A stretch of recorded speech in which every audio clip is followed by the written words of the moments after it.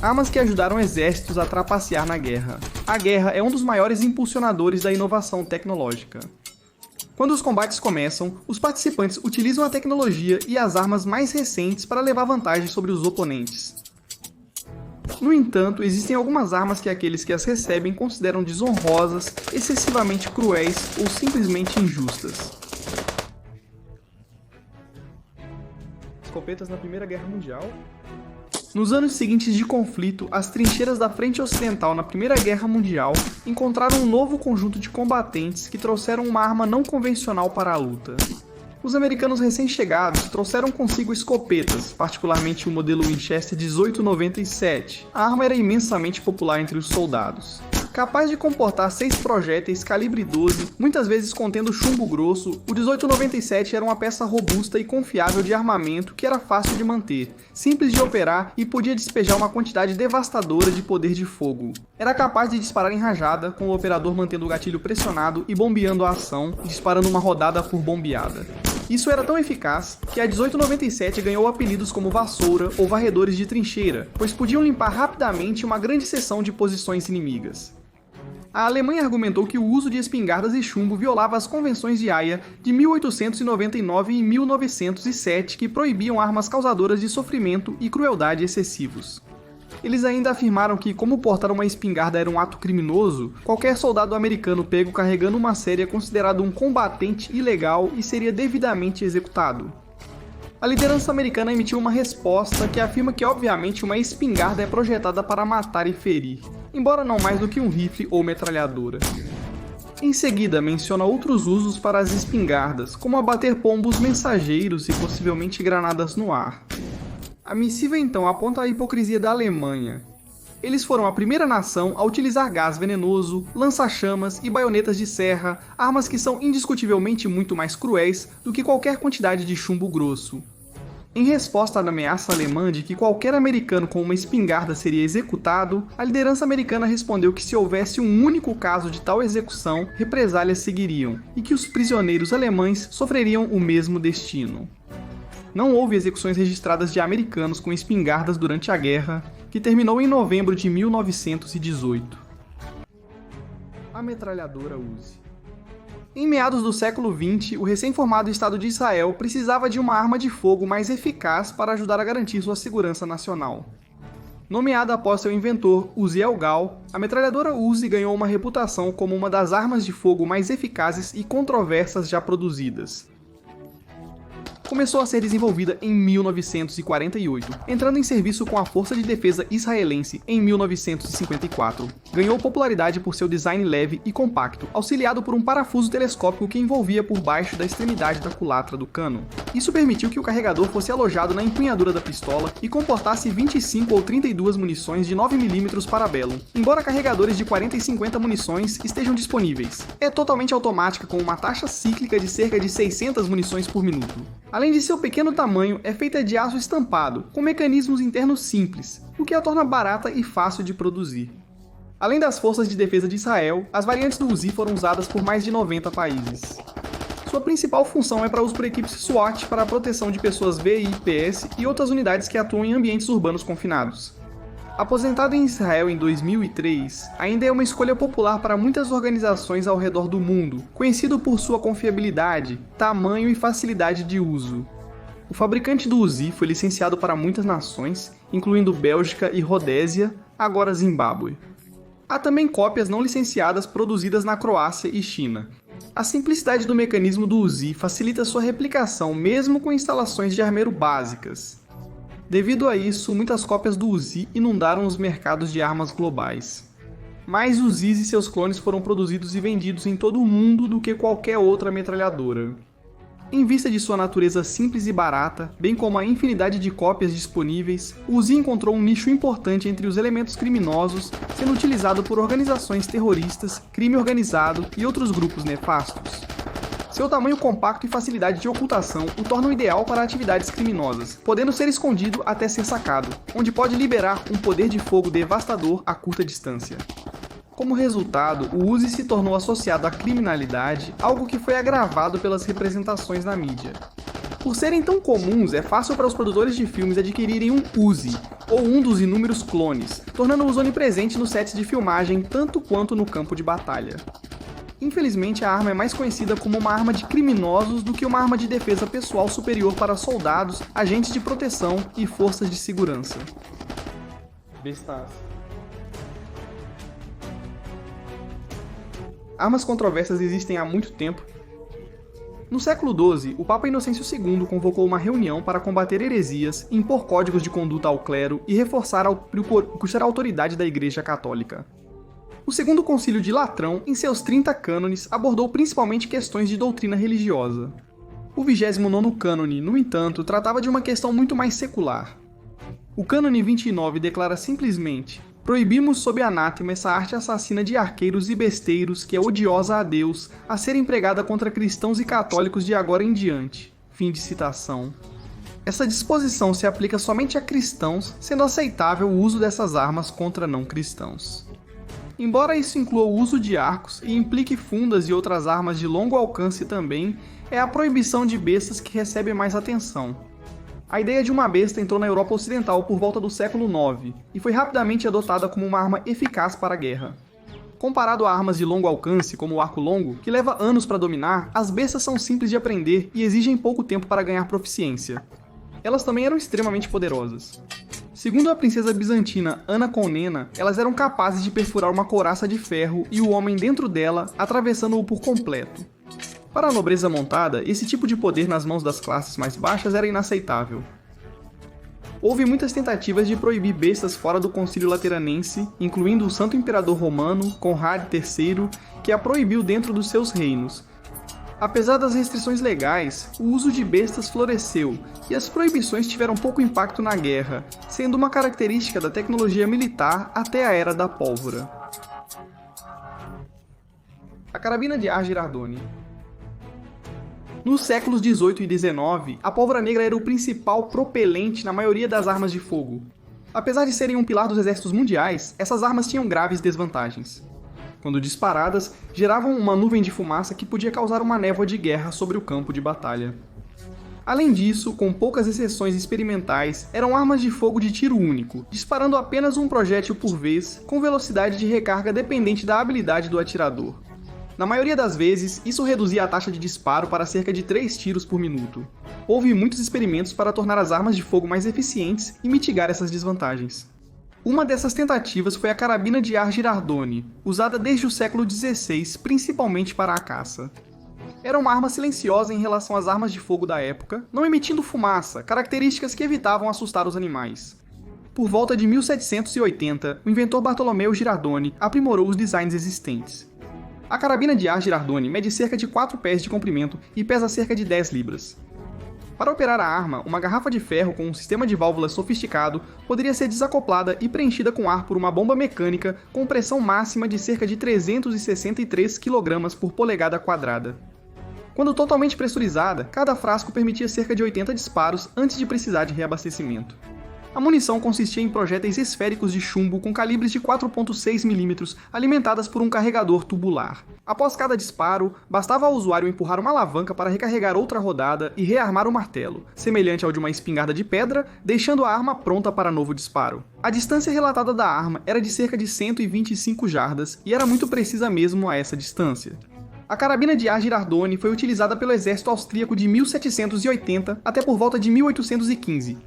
Apesar da alta taxa de disparos, baixo volume e falta de fumaça ou flash de cano, havia muitos problemas com a arma. Era uma peça muito complexa de produzir, com apenas cerca de 1.500 peças feitas. Seriam distribuídas para tropas especializadas com treinamento extra para manusear a arma complexa. Além disso, as válvulas, tubos e outros mecanismos eram extremamente delicados, com até mesmo um menor dano ao reservatório de ar, tornando a arma inútil. Em 1789, um oficial austríaco reclamou que após 2 meses de serviço, cerca de 1/3 das armas em sua unidade estavam inoperantes. Além disso, recarregar o reservatório de ar era um processo demorado, exigindo cerca de 1.500 bombadas e 20 minutos para enchê-lo até a capacidade máxima. A carabina de ar Girardoni foi usada em combate na Guerra Austro-Turca, travada entre 1787 e 1791. Existe controvérsia sobre seu uso pelas forças austríacas durante as guerras napoleônicas. Alguns historiadores especulam que ela foi usada como arma de terror pelos franceses, já que o baixo volume e a falta de fumaça ou flash a tornavam ideal para eliminar oficiais franceses. Também surgiram relatos, possivelmente apenas boatos, de que Napoleão ordenou a execução de qualquer austríaco capturado portando uma carabina de ar, embora seja impossível confirmar. O rifle seria retirado de serviço por volta de 1815 devido à sua fabricação complexa e falta de confiabilidade. Embora nunca tenha experimentado um serviço militar amplo, foi usado por civis como uma peça de caça. Em 1804, na expedição de Lewis e Clark para explorar e mapear o território recém-adquirido nos Estados Unidos, um rifle de ar Girardone foi levado, tanto como um rifle de caça quanto como uma maneira de impressionar as tribos indígenas americanas que encontraram ao longo do caminho, aliviando tensões e muitas vezes salvando vidas em vez de tirá-las. Baionetas serrilhadas. A Primeira Guerra Mundial é bem conhecida pelo uso em massa de armas modernas. Metralhadoras, artilharia, aeronaves e outras armas tornaram as linhas de frente um moedor de carne com baixas sem precedentes. Além dessas armas, havia algo muito mais de baixa tecnologia que gerou protestos daqueles que o encontraram. As baionetas estão em uso desde o século XVII e foram uma constante no combate durante a Era da Pólvora. Apesar das armas modernas na Primeira Guerra Mundial, a baioneta ainda era um equipamento essencial para os soldados. Nos confins das trincheiras, o combate se transformava em luta corpo a corpo que não seria deslocada na Idade Média. Baionetas usadas tanto na ponta de um rifle ou à mão como uma faca eram inestimáveis nessas lutas. Todos os exércitos emitiam algum tipo de baioneta, embora um design específico se destacasse pelo que era percebido como crueldade desnecessária. Baionetas serrilhadas foram usadas por vários exércitos ao longo dos anos, não como arma, mas como ferramenta. A lâmina de serra tinha uma função puramente utilitária e poderia ser usada para serrar madeira. Este tipo de lâmina nunca alcançou ampla distribuição, sendo vista como novidade ou símbolo de status para unidades selecionadas ou patentes, dependendo do exército. Durante a Primeira Guerra Mundial, o exército alemão foi o que mais utilizou baionetas serrilhadas, incluindo um modelo de 1905 criado para unidades pioneiras e ferroviárias, mas que também foi distribuído para outras unidades. O uso dela gerou protestos imediatos das potências da Entente. Acreditava-se que tal arma causava sofrimento desnecessário, já que as serrilhas podem rasgar e dilacerar a carne da vítima quando é retirada. 50 anos antes, o presidente dos Estados Unidos, Ulysses S. Grant, expressou repúdio ao uso de lâminas serrilhadas, declarando: "Elas produzem sofrimento crescente sem qualquer vantagem correspondente para aqueles que as usam." Em contraste, uma baioneta de lâmina reta é capaz de tirar um homem de ação, sem causar sofrimento gratuito. Após protestos das potências da Entente, as baionetas serrilhadas foram retiradas de serviço com o exército alemão em 1917. Mesmo antes da proibição oficial, muitos soldados alemães se recusaram a carregar a arma, temendo que tê-la em sua posse levaria à sua execução caso fossem capturados. Porém, apenas na Convenção de Genebra de 1949, as baionetas e facas serrilhadas foram especificamente proibidas de serem usadas na guerra. A metralhadora Gatling. A Guerra Civil Americana é frequentemente considerada um período de transição entre os primeiros dias da guerra com pólvora e a Era Moderna. Uma arma que exemplifica essa mudança mais do que qualquer outra foi a introdução da metralhadora Gatling, uma das primeiras metralhadoras que ajudou a inaugurar uma era de guerra industrial. Inventada em 1862 por Richard Jordan Gatling, a arma tinha um conjunto de entre 6 e 10 canos em torno de um eixo central. Operada por uma manivela, os canos giravam, disparando no topo da rotação. A munição em cartuchos metálicos novos seria alimentada por um carregador destacável no topo. Se a arma não travasse, podia disparar cerca de 200 rodadas por minuto, um poder de fogo sem precedentes para meados do século XIX. Apesar de não ser uma arma automática, introduziria armamentos avançados que causariam muita carnificina posteriormente. Ironicamente, Gatling acreditava que tal arma na verdade reduziria as baixas, pois ele acreditava que nenhum soldado enfrentaria voluntariamente tal arma. A metralhadora Gatling foi rapidamente adotada pelas forças da União durante a Guerra Civil e posteriormente pelo exército americano e outras potências coloniais europeias. Várias delas também foram usadas pela polícia para reprimir tumultos e outros distúrbios civis. Elas também foram utilizadas em diversas greves trabalhistas no fim do século XIX. Elas raramente eram realmente disparadas nessas situações, sua mera presença era um dissuasor contra os grevistas. A metralhadora Gatling ganhou uma reputação como símbolo de colonialismo, racismo e opressão no final do século XIX e início do século XX devido ao seu uso contra tribos nativas americanas na fronteira dos Estados Unidos e por potências europeias contra sujeitos colonizados. Ela foi implantada para suprimir populações indígenas nos Estados Unidos, sendo usada extensivamente contra o Cheyenne em 1874 e desempenhando um papel importante na supressão dos Nez Percé sob o chefe Joseph em 1877. Na África, o exército britânico usou metralhadoras Gatling com efeito devastador contra várias tribos na região, como os Ashantis em 1873. Embora muitos apoiassem o uso de tal poder de fogo avassalador contra povos indígenas, muitos ficaram horrorizados com a brutalidade implacável que tal arma poderia desencadear em pessoas comparativamente indefesas. Havia outras armas automáticas disponíveis durante a era colonial, como a arma Hotchkiss, mas foi a metralhadora Gatling que se tornou um símbolo de opressão, um que perdura até os dias de hoje. Metralhadora Tommy. Uma das armas americanas mais icônicas já produzidas foi a metralhadora Thompson, mais conhecida como Tommy Gun. Projetada pelo brigadeiro-general John T. Thompson, a metralhadora foi desenvolvida para as trincheiras da Primeira Guerra Mundial, onde seu poder de fogo e tamanho compacto comparado ao rifle de um soldado a tornavam ideal para combates em espaços fechados. A Thompson, com câmara para munição 45 ACP, era totalmente automática. Seu criador foi o primeiro a usar o termo submetralhadora para descrever uma arma automática com câmara para munição de pistola. A Thompson tinha uma taxa de disparo entre 600 e 900 tiros por minuto, dependendo do modelo, e era alimentada por carregadores de 20 ou 30 rodadas ou o icônico tambor de 100 rodadas, embora modelos posteriores não comportassem essa capacidade estendida de munição. Apesar dos testes iniciais promissores da Tommy Gun, profeticamente chamada de Aniquilador 1, a guerra terminou antes que pudessem ser adotadas pelo Serviço Militar dos Estados Unidos. No entanto, algumas foram adquiridas pelo Corpo de Fuzileiros Navais dos Estados Unidos, Serviço de Inspeção Postal dos Estados Unidos, outras agências de aplicação da lei e alguns clientes internacionais. Nos anos 1920, a Thompson foi disponibilizada para civis, com a única restrição sendo seu alto preço de $200, cerca de $3.000 atualmente. Com um mercado tão limitado, a Thompson poderia ter sido relegada a uma novidade até a aprovação da Lei Seca. Com a proibição do álcool nos Estados Unidos, o crime organizado explodiu. O contrabando e a distribuição de álcool viraram grandes negócios, com gangues rivais disputando o controle do lucrativo comércio ilegal de bebidas. Foi aqui que o Thompson se tornaria infame. Com grande parte da atividade de contrabando ocorrendo em Chicago, a arma ganhou muitos apelidos, incluindo a máquina de escrever de Chicago e o moedor de órgão de Chicago. Os Thompsons foram usados no massacre do dia de São Valentim, onde membros da gangue de Al Capone mataram 7 criminosos rivais. Devido a esse e outros incidentes similares, a metralhadora Tommy será sempre associada ao crime organizado. Também foi amplamente utilizada na Segunda Guerra Mundial pelas forças aliadas, com cerca de 1,5 milhão fabricadas no período. Fuzil de agulha 10. Com a criação das armas de fogo, a maioria delas eram de carregamento pelo cano, onde a pólvora e o projétil eram despejados e empurrados para o lugar.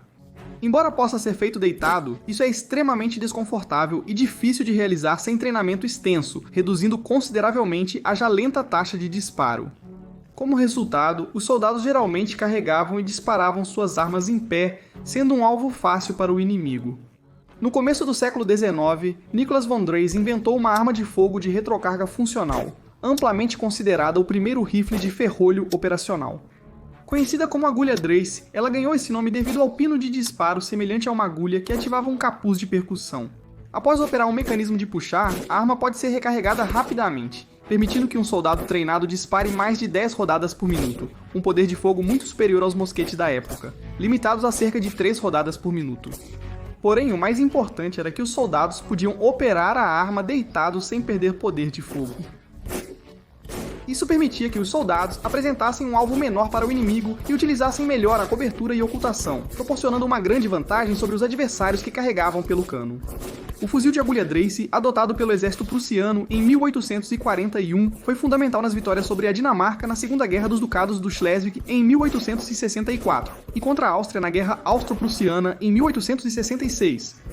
Para aqueles que estavam na ponta receptora da espingarda de agulha, foi um choque e sem dúvida parecia um pouco injusto que o inimigo pudesse se deitar e se esconder atrás de uma cobertura enquanto eles estavam presos em pé ao ar livre. Com essa nova arma, a Era do Mosquete chegava ao fim, substituída por esses designs de armas de fogo muito mais eficientes. Independentemente da era, os soldados farão uso de qualquer ferramenta disponível para garantir a vitória e sobreviver mais um dia, mesmo que tenham que recorrer a métodos que são considerados injustos pelos observadores.